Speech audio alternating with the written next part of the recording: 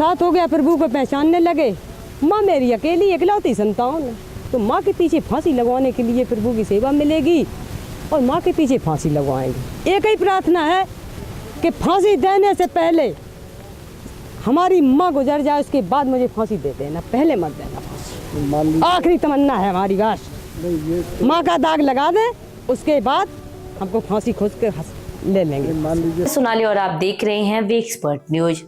चंबल का नाम सुनते ही बिहारों की वह दुनिया याद आती है जहां कानून से ज्यादा बंदूक का राज चलता था, जहां मौत का फरमान बंदूक की नली से निकलता था और पुलिस भी नाम सुनकर सहम जाती थी। इस खतरनाक दुनिया में अगर फूलन देवी का नाम सबसे चर्चित रहा तो कुसुमा नाइन का नाम सबसे खूंखार और बेरहम वह औरत जिसने अपने ही हाथों 15 लोगों को एक लाइन में खड़ा कर गोलियों से भून दिया, जिसने दुश्मनों की आंखें जलती लकड़ी से निकाल दी और जिसने खुद फूलन देवी को पेड़ से बांधकर पीटा था। कुसुमा सिर्फ एक डकैत नहीं थी, वो खौफ की जीती जागती मिसाल थी। कहा जाता है कि उसने फूलन देवी को पेड़ से बांधकर पीटा था, दुश्मनों की आंखें जलती लकड़ी से निकाल दी थी और एक ही कतार में खड़े 15 लोगों को गोलियों से भून डाला था। लेकिन सवाल ये है कि क्या कोई लड़की जन्म से ही खूंखार होती है या फिर हालात उसे ऐसा बना देते हैं। कुसुमा का जन्म 1964 में उत्तर प्रदेश के जालौन जिले के टिकरी गांव में हुआ। पिता गांव के प्रधान थे, परिवार अच्छा था लेकिन किस्मत को कुछ और ही मंजूर था। 13 साल की उम्र में स्कूल जाते जाते उसे माधव मल्लाह नाम के लड़के से प्यार हो गया। दोनों का रिश्ता गहराया और एक दिन वह घर छोड़कर माधव के साथ भाग गई। दिल्ली के मंगोलपुरी में 2 साल तक छिपी रही, लेकिन एक चिट्ठी ने उसकी जिंदगी बदल दी। उसने अपने पिता को पत्र लिखा कि वह दिल्ली में है। पिता गुस्से में पुलिस लेकर वहां पहुंच गए और उसे जबरदस्ती वापस ले गए। उसकी शादी भी जबरन कहीं और कर दी गई, लेकिन कुसुमा के दिल में माधव के लिए प्यार की आग अभी बुझी नहीं थी। माधव अब एक डकैत बन चुका था। उसने कुख्यात डकैत विक्रम मल्लाह के गिरोह में शरण ले ली थी और फिर एक रात माधव अपने गिरोह के साथ कुसुमा के ससुराल पहुंचा और उसे जबरदस्ती उठाकर चंबल के बिहरों में ले गया। यहीं से कुसुमा की नई जिंदगी शुरू हुई। अब वो सिर्फ एक मजबूर लड़की नहीं थी बल्कि एक डाकू बन चुकी थी।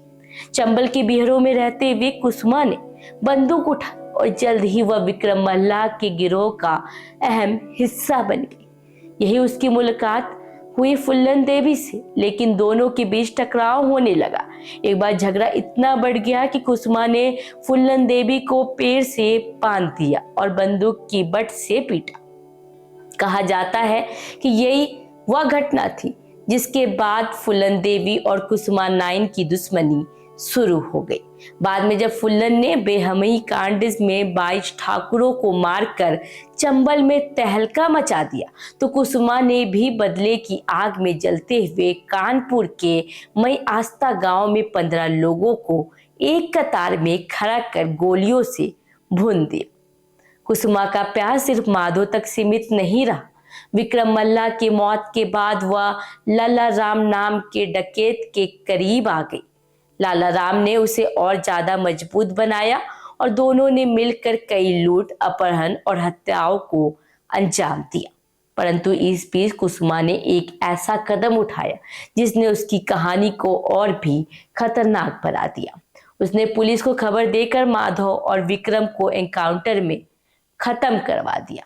इसके बाद उसने फक्कर बाबा के गिरोह का दामन थाम लिया और चंबल में अपनी बादशाहत कायम कर ली।